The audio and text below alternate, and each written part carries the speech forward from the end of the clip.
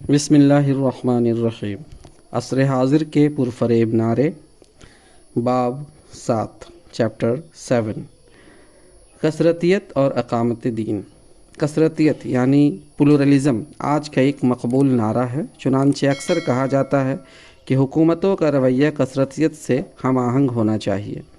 کثرتیت سے ہم آہنگی کی یہی توقع سیاسی و سماجی تحریکوں سے بھی کی جاتی ہے۔ کثرتیت کے نعرے سے متاثر موجودہ فضا میں کار اقامت دین کی معنویت بھی زیر بحث آ گئی ہے۔ مسلمانوں کے حلقوں میں یہ سوالات اٹھنے لگے ہیں کہ کثرتیت سے معمور فضا میں اقامت دین کے نصب العین کا اختیار کیا جانا موزوں و مناسب بھی ہے یا نہیں۔ اگر اس نصب العین کا اختیار کرنا موزوں سمجھا جائے تو مزید سوال یہ پیش کیا جاتا ہے کہ اقامت دین کی تشریح کیا ہے اور اس کے تقاضے کیا ہیں۔ اس طرح کے خیالات کی موجودگی کی بنا پر ضرورت ہے کہ کثرتیت سے متعلق بحث کا سنجیدہ نوٹس لیا جائے، جو ہمارے ملک میں بھی ہو رہی ہے اور ملک کے باہر بھی۔ موضوع کے بنیادی سوالات پر غور سے پہلے خود کثرتیت کی اصطلاح کے بعض پہلوؤں پر توجہ ضروری معلوم ہوتی ہے۔ کثرتیت کی اصطلاح۔ اس اصطلاح سے متعلق چند اہم پہلو یہ ہیں۔ نمبر 1، اجتماعی حلقوں میں زیر بحث بعض اصطلاحیں محض کسی موضوع یا نقطۂ نظر کا تعارف کراتی ہیں۔ مثلا معاشیات کے مباحث میں انفرادی ملکیت کی اصطلاح پر غور کیجیے۔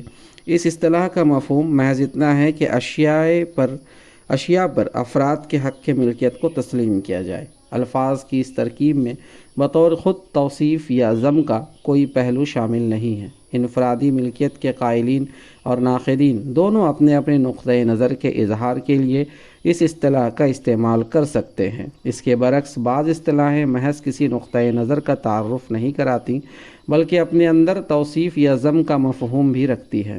کثرتیت یا پلورلزم کے الفاظ اسی نوعیت کے ہیں۔ کثرتیت کے معنی محض ایک خاص رویے یا نقطۂ نظر کے نہیں ہے بلکہ اس رویے کے مطلوب اور پسندیدہ ہونے کا مفہوم بھی اس اصطلاح میں شامل ہے۔ چنانچہ اس قسم کے الفاظ محض اصطلاح نہیں ہوتے بلکہ نعرے کی شکل اختیار کر لیتے ہیں۔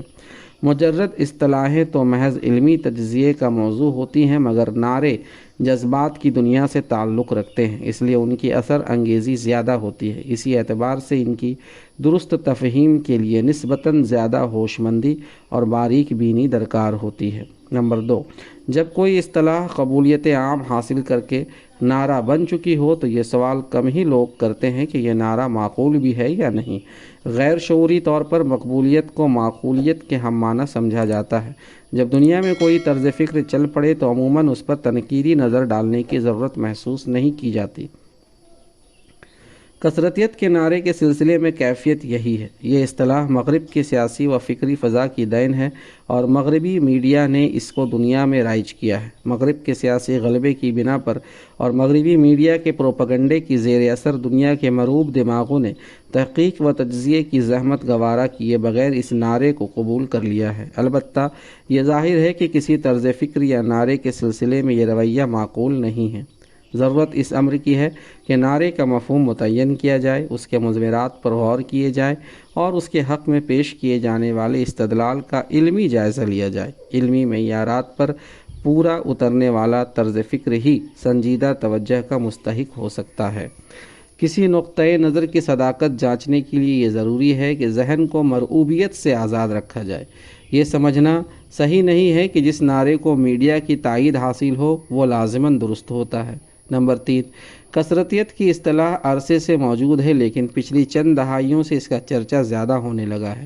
اسی دوران علمی و سیاسی مباحث میں جدیدیت یعنی ماڈرنٹی اور ما بعد جدیدیت پوسٹ ماڈرنٹی نامی دو متضاد رویوں کا تذکرہ شروع ہوا۔ جدیدیت کے تجربے سے غیر مطمئن ذہن اس انتشار فکر یعنی انارکی کی طرف راغب ہونے لگی جن کی نمائندگی ما بعد جدیدیت کا رجحان کرتا ہے۔ جدیدیت اور ما بعد جدیدیت کے درمیان کشمکش کے باوجود جہاں تک کثرتیت کے نعرے کا تعلق ہے، دونوں رجحانات کے علمبردار اس نعرے کی تائید کرتے نظر آتے ہیں، گو ان کی تائید کے محرکات مختلف ہیں۔ جدیدیت کے قائلین عموماً سیکولرزم، مذہب و ریاست کے علیحدگی کو درست سیاسی پالیسی قرار دیتے ہیں۔ اگر سیکولرزم کی مندرجہ بالا تشریح میں مذہب کی نفی شامل نہ کی جائے تو اس میں اور کثرتیت کے نعرے میں زیادہ فاصلہ نہیں رہتا۔ دوسری جانب مابعد جدیدیت کے علمبردار سرے سے منظم فکر ہی کی نفی کرتے ہیں، چنانچہ ان کو کثرتیت کا نعرہ اپیل کرتا ہے۔ نمبر 4، کثرتیت کے نعرے کے سلسلے میں یہ امر بھی پیش نظر رہنا چاہیے کہ عملاً اس کے مضمرات نیشن اسٹیٹ، قوم پرستی پر مبنی ریاست کے سیاق میں سامنے آتے ہیں۔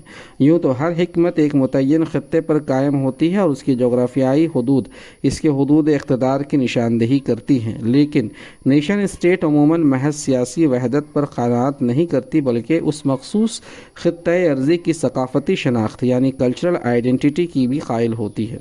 یہ ثقافتی شناخت چونکہ کسی متفق علیہ تصور سے عبارت نہیں ہوتی، اس لیے اس کی تعبیر و تشریح میں اس حکومت کے تحت رہنے والے مختلف افراد اور گروہوں میں خاصا اختلاف پایا جاتا ہے۔ عموماً ہوتا یہ ہے کہ تاریخی اسباب کی بنا پر جس گروہ کو اقتدار مل گیا ہوتا ہے وہ اپنی مخصوص تعبیر کو سارے باشندگان مملکت پر بجبر مسلط کرنے کی کوشش کرتا ہے۔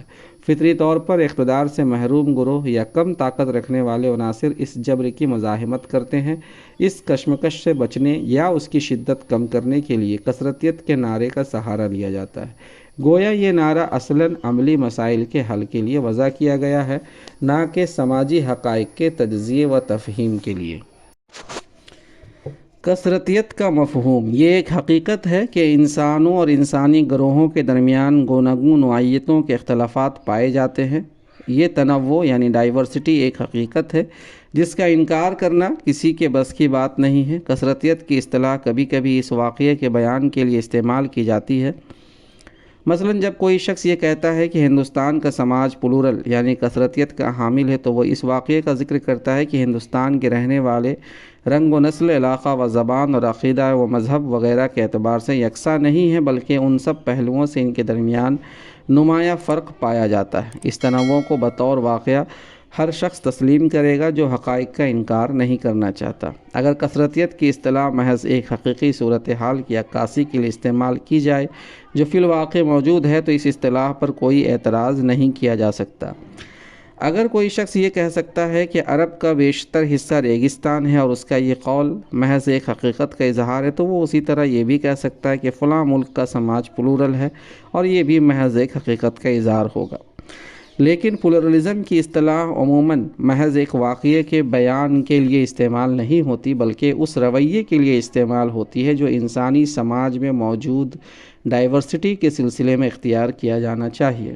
چنانچہ کثرتیت محض واقعتاً موجود تنوع اور اختلاف کے ادراک و اعتراف کا نام نہیں ہے بلکہ اس سوال کے جواب کا نام ہے کہ اس اختلاف کے تقاضے کیا ہیں اور اس تنوع کی موجودگی میں مناسب رویہ کیا ہونا چاہیے جسے اختیار کیا جائے۔ اس مفہوم میں کثرتیت کا لفظ محض ایک اصطلاح نہیں رہتا بلکہ نعرہ بن جاتا ہے جو مطلوب رویے کی نشاندہی کرتا ہے۔ آکسفورڈ ڈکشنری میں پلورلزم کے معنی بیان کرتے ہوئے کہا گیا ہے کہ a form of society in which the members of minority groups maintain their independent cultural traditions، یعنی ایسا معاشرہ جہاں اقلیتوں کو اپنی تہذیبی روایات کے تحفظ و بقا کی ضمانت حاصل ہو۔ ریفرنس آکسفورڈ ڈکشنری میں پلورلزم کا مفہوم بتاتے ہوئے کہا گیا ہے کہ کسی معاشرے میں مختلف نسلوں سے تعلق رکھنے والے یا مختلف سیاسی و مذہبی تصورات کے حامل گروہوں کی موجودگی اور ان کے تئیں رواداری۔ مندرجہ بالا دونوں تعریفوں میں کثرتیت کی تشریح ایک رویے کے طور پر کی گئی ہے، نہ کہ محض ایک واقعے کے طور پر۔ بریٹانیکا ریفرنس انسائکلوپیڈیا میں پلورلزم کی تشریح اس طرح ہے کہ کثرتیت علم سیاست کی ایک اصطلاح ہے۔ یہ اس تصور سے عبادت ہے کہ آزاد خیال جمہوری ریاستوں میں اقتدار پر ایک طبقے یا چند طبقات کا قبضہ نہیں ہونا چاہیے بلکہ اقتدار مختلف معاشی طبقات اور نظریاتی گروہوں کے درمیان منقسم ہونا چاہیے۔ کثرتیت کا بنیادی مفروضہ یہ ہے کہ تنوع معاشرے کے لیے مفید ہے، چنانچہ معاشرے کے مختلف طبقات اور تہذیبی اکائیوں کو جن میں مذہبی گروہ، ٹریڈ یونین، پیشہ وارانہ انجمنیں اور نسلی گروہ شامل ہیں، خود اختیاری حاصل ہونا چاہیے۔ مندرجہ بالا تشریحات سے معلوم ہوتا ہے کہ کثرتیت کے مفہوم میں درج ذیل عناصر شامل ہے۔ نمبر 1 رواداری، نمبر 2 اقلیتوں کی تہذیبی روایات کا تحفظ، نمبر 3 تہذیبی اکائیوں کا حق خود اختیاری یعنی آٹونومی، نمبر 4 سیاسی اقتدار کا ایک گروہ میں مرتکز نہ ہونا، نمبر 5 تنوع کو پسندیدہ قرار دینا۔ اب مندرجہ بالا نکات کے بارے میں اسلامی نقطۂ نظر کا جائزہ لیا جا سکتا ہے۔ اسلامی نقطۂ نظر کی تفہیم سے پہلے کار اقامت دین کا تذکرہ ضروری ہے۔ اقامت دین، کثرتیت کے نقطۂ نظر کا جو جائزہ پیش نظر ہے وہ کار اقامت دین کے سیاق میں ہے۔ چنانچہ مناسب ہوگا کہ دین کی اقامت کا مفہوم ذہنوں میں تازہ کر لیا جائے۔ قرآن مجید کا ارشاد ہے، اس اللہ نے تمہارے لیے دین کا وہی طریقہ مقرر کیا ہے جس کا حکم اس نے نوح کو دیا تھا اور جس کی وحی ہم نے تمہارے طرف کی ہے اور جس کی تاکید ہم نے ابراہیم، موسیٰ اور عیسیٰ علیہ السلام کو کی تھی کہ قائم کرو اس دین کو اور اس سلسلے میں آپس میں متفرق نہ ہو جاؤ۔ جس بات کی طرف تم بلاتے ہو وہ مشرکوں پر سخت گراں ہیں۔ اللہ چن لیتا ہے اپنی طرف سے جس کو چاہے اور اپنی طرف آنے کا راستہ اس کو دکھاتا ہے جو اس کی طرف رجوع کرے۔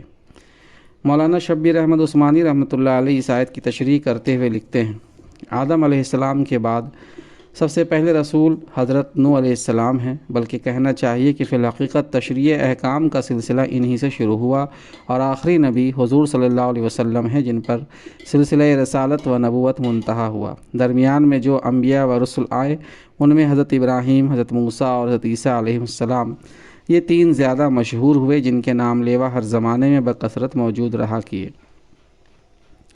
ان پانچوں کو اولو العزم پیغمبر کہتے ہیں۔ بہرحال اس جگہ حق تعالیٰ نے صاف طور پر بتلا دیا کہ اصل دین ہمیشہ سے ایک ہی رہا ہے، کیونکہ عقائد، اخلاق اور اصول دیانات میں تمام متفق رہے ہیں۔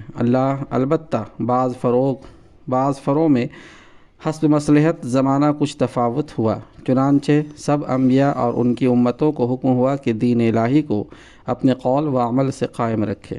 دستور جماعت اسلامی ہند میں اقامت دین کی اصطلاح کی جامع تشریح درج کی گئی ہے۔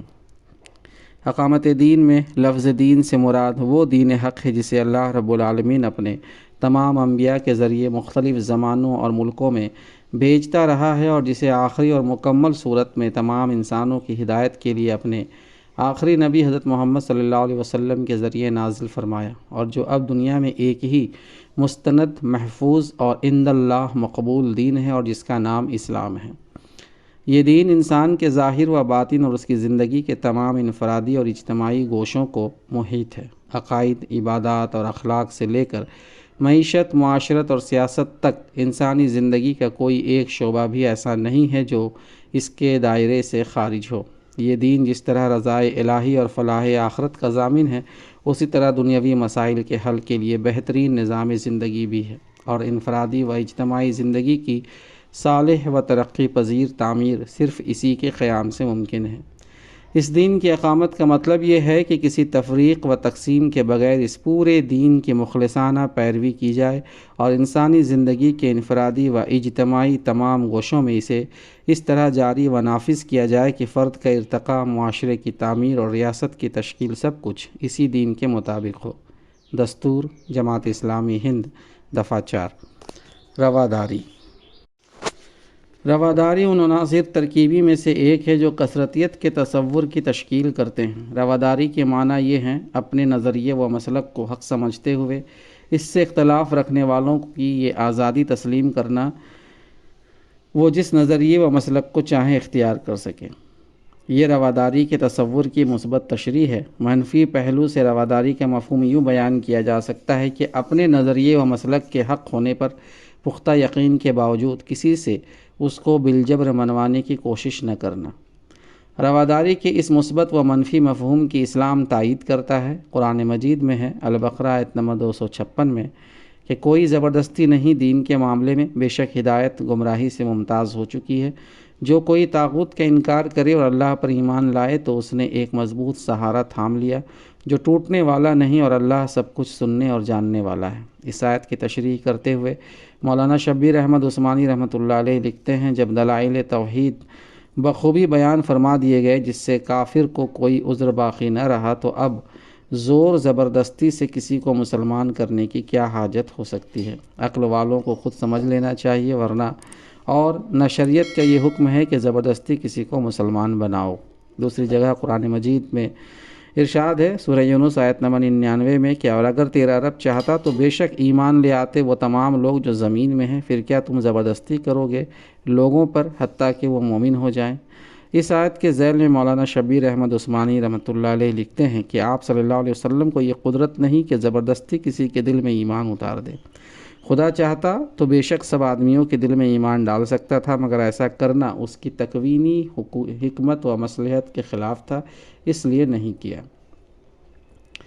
سورہ الغاشیہ کی آیت نمبر 21 تا 24 میں ہے کہ پس آپ ان کو سمجھائیے، آپ کا کام یہی سمجھانا ہے، آپ ان پر داروغہ نہیں ہیں۔ چنانچہ جس نے حق سے روگردانی کی اور کفر کیا تو اللہ اس کو بڑی سزا دے گا۔ ان آیات کی تشریح یہ ہے کہ جب یہ لوگ باوجود دلائل واضحہ کے غور نہیں کرتے تو آپ بھی ان کی فکر میں زیادہ نہ پڑیے، بلکہ صرف نصیحت کر دیا کیجیے، کیونکہ آپ نصیحت کرنے اور سمجھانے ہی کے لیے بھیجے گئے ہیں۔ اگر یہ نہیں سمجھتے تو کوئی آپ ان پر داروغہ بنا کر مسلط نہیں کیے گئے کہ زبردستی منوا کر چھوڑیں اور ان کے دلوں کو بدل ڈالیں۔ یہ کام مقلب القلوب کا ہے، لیکن وہ اس لیے نہیں کرتا کہ زبردستی ہدایت دل میں اتار دینا اس کی تکوینی حکمت کے خلاف ہے۔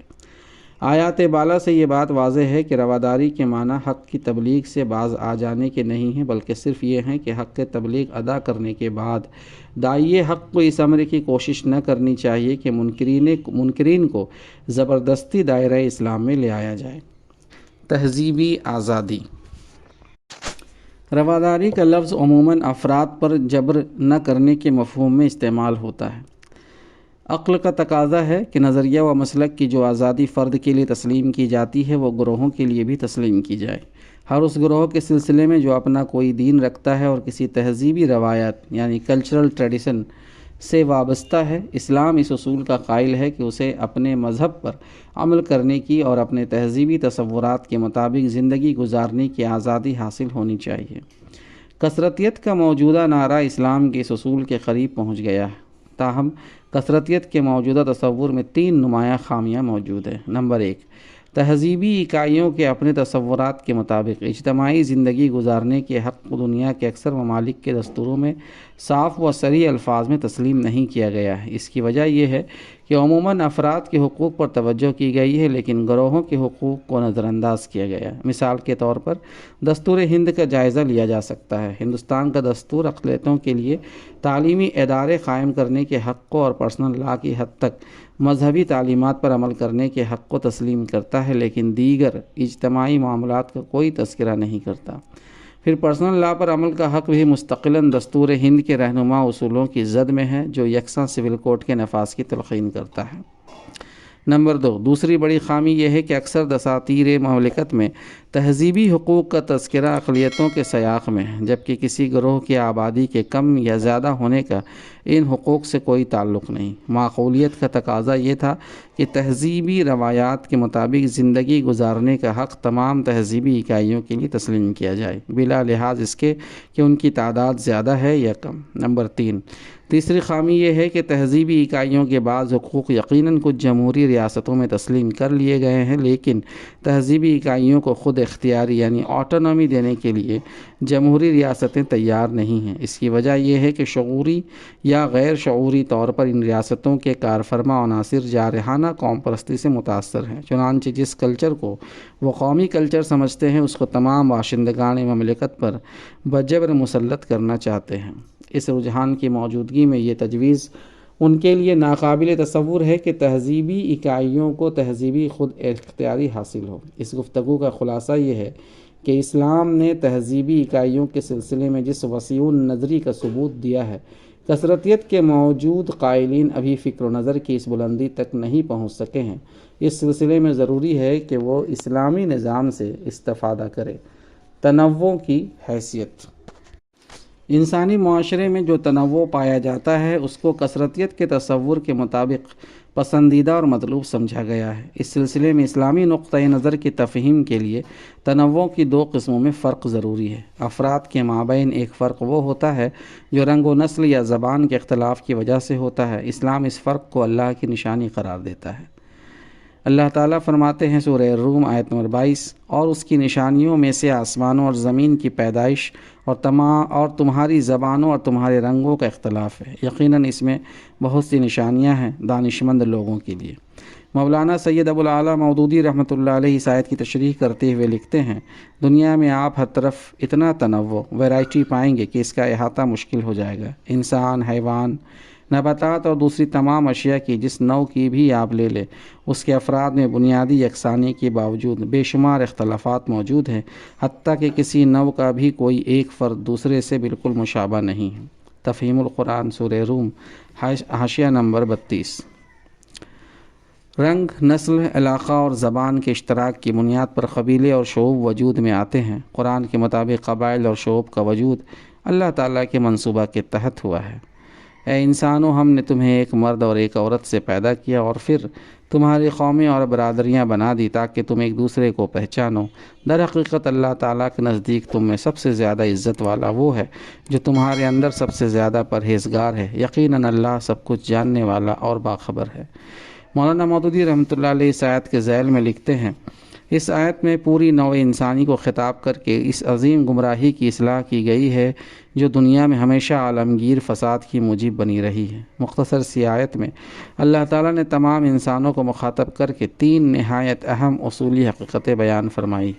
ایک یہ کہ تم سب کی اصل ایک ہی ہے، ایک ہی مرد اور ایک ہی عورت سے تمہاری پوری نوع وجود میں آئی ہے، اور آج تمہاری جتنی نسلیں بھی دنیا میں پائی جاتی ہیں وہ در حقیقت ابتدائی نسل کی شاخیں ہیں جو ایک ماں اور باپ سے شروع ہوئی تھی۔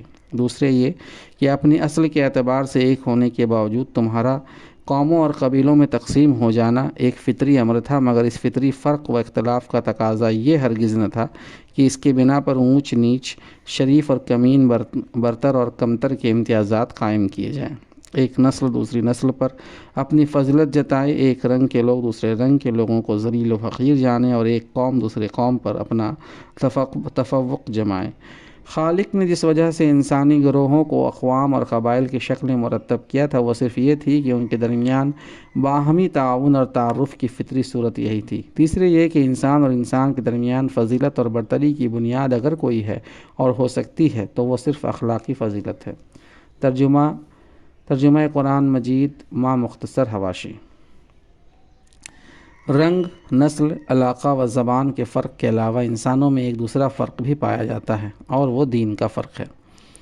اسلامی نقطۂ نظر کے مطابق اس فرق کو گوارا تو کیا جائے گا، لیکن اس کو اللہ تعالیٰ نے پسندیدہ نہیں قرار دیا ہے۔ واقعہ تو یہ ہے کہ اللہ تعالیٰ کفر کو ناپسند اور شکر گزاری کو پسند کرتا ہے۔ سورہ زمر آیت نمبر 7 میں ہے کہ اگر تم کفر کرو تو اللہ تم سے بے نیاز رہے، لیکن وہ اپنے بندوں کے لیے کفر کو پسند نہیں کرتا، اور اگر تم شکر کرو تو اسے وہ تمہارے لیے پسند کرتا ہے۔ کوئی بوجھ اٹھانے والا کسی دوسرے کا بوجھ نہ اٹھائے گا۔ آخرکار تم سب کو اپنے رب کی طرف پلٹنا ہے، پھر وہ تمہیں بتا دے گا کہ تم کیا کرتے رہے ہو، وہ تو دلوں کا حال تک جانتا ہے۔ کثرتیت کے قائلین کی عظیم غلطی یہ ہے کہ وہ رنگ و نسل کے اختلاف اور دین کے اختلاف کو یکساں حیثیت دیتے ہیں۔ ان کے خیال میں اختلاف کی دونوں نوعیتیں انسانی معاشرے کے لیے مفید ہیں، جبکہ واقعہ یہ ہے کہ دین حق سے وابستگی انسان کے لیے مفید اور ادیان باطلہ کی پیروی اس کے لیے تباہ کن ہے۔ کثرتیت کے اجزاء ترکیبی کے مندرجہ بالا تجزیے سے یہ نتیجہ نکلتا ہے کہ تصور کثرتیت میں صحیح اور غلط دونوں طرح کے عناصر موجود ہیں، چنانچہ اس نعرے کو جوں کا توں قبول نہیں کیا جا سکتا۔ کثرتیت کے نعرے کو بے اعتدالیوں سے پاک کر کے تصور اسلام سے ہم آہنگ بنانے کی ضرورت ہے۔ دوسری اہم بات یہ ہے کہ دین کی اقامت تمام اہل ایمان کا فریضہ ہے۔ کثرتیت کے حامل معاشروں میں رہنے والے اہل ایمان اس فریضے سے مستثنی نہیں ہیں۔